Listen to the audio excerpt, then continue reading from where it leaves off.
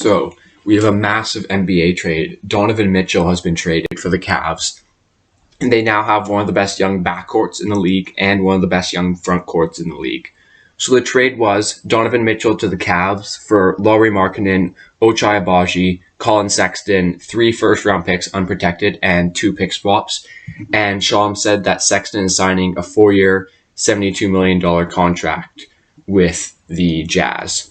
So to talk about it from the Cavs side of thing first, obviously they're getting the best player in the deal, and this is a really, really exciting team now. I mentioned their young core, the 4 core players they have, Garland, Mitchell, Mobley, and Allen, and that's really super, super exciting, and I think it fits really, really well. Like, you think of the Garland and Mitchell backcourt, and that's one of the best offensive backcourts. You've got Garland, who can do a lot on offense in terms of playmaking, in terms of shooting. He has a really nice floater.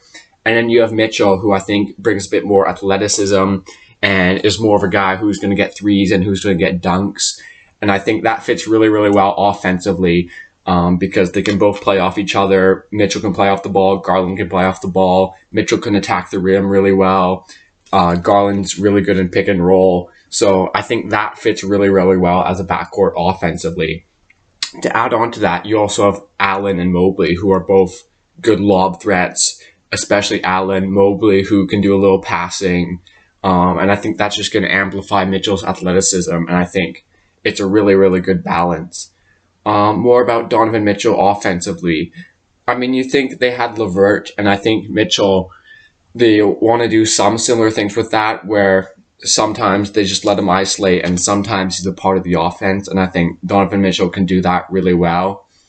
And yeah, I think he's just going to give them more threes and he's going to give them more shots. This defensively, I think obviously Mitchell's not a good defender. I think we saw in the playoffs at times where it looks like he's not even trying and he's just a traffic cone. Garland's obviously not a good defender. But to make up for that, you have Mobley and Allen. Mobley, who could be a Defensive Player of the Year candidate, headed into a second year, and Allen, who's just a great defender for a center. So they're going to have the rim protection there. So I think that makes up a little bit for the small backcourt who can't really defend. I think in the playoffs it could be an issue. And I think they might want to make a few more trades, if they're really going to try and contend right now for maybe, I know they have a core who can defend, but maybe a backcourt player who's more of a defender. They also have Rubio, who he's going to fit well in that backcourt. So yeah, overall for the Cavs, I think this is a great trade. I saw the price, and this is really not a lot. 3 unprotected firsts for a guy in Mitchell, who's a proven playoff scorer, who fits their timeline, who fits their team well. I think it's definitely worth it. And yeah, you look at their team now, they obviously have those 4. And on top of that, they have guys like LeVert, Kevin Love, Okoro, Rubio, who are all going to be able to contribute off the bench. So right now, the Cavs are looking really good. If you're a Cavs fan, I think you're pretty happy about this trade.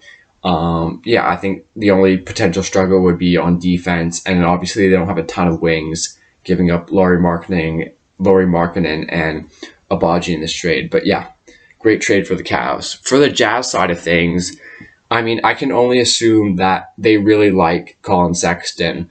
Obviously, giving him the 4-year deal for quite a bit of money. $18 million a year? I mean, that's a lot more than I expected Colin Sexton to get. With that being said, he is a very good scorer, and he is coming off an injury, and I think it's a good situation in Utah for him where there's not going to be much pressure this season. The Jazz going into a full rebuild, trading Mitchell, trading Gobert. But to only get 3 picks, I think is not a ton. Like, I feel like they could have got more. I know there's the Knicks trade where maybe they're getting more like 4 or 5 first-round picks. So we'll see for Utah. They also get Markkanen, who I don't know how much use they have for him right now. Maybe they'll look to trade him again. Agbaji, he's the kid the Cavs just drafted. He's supposed to be an all-right 3-and-D guy, so maybe they keep him to be part of the future, though I know he's a bit older, so maybe they also trade him. Who knows, really, with Utah. Overall, I think they need to move Donovan Mitchell because now they can tank for Victor Wembanyama. But with that being said, I don't know if this was the best offer they could have got. I think the Knicks offer was probably a little bit more, but Yeah, overall, I think the Cavs did really well. I think the Jazz maybe could have done a little better, but I think they're definitely moving on. And yeah, thanks for watching. Leave a like and subscribe for more NBA content.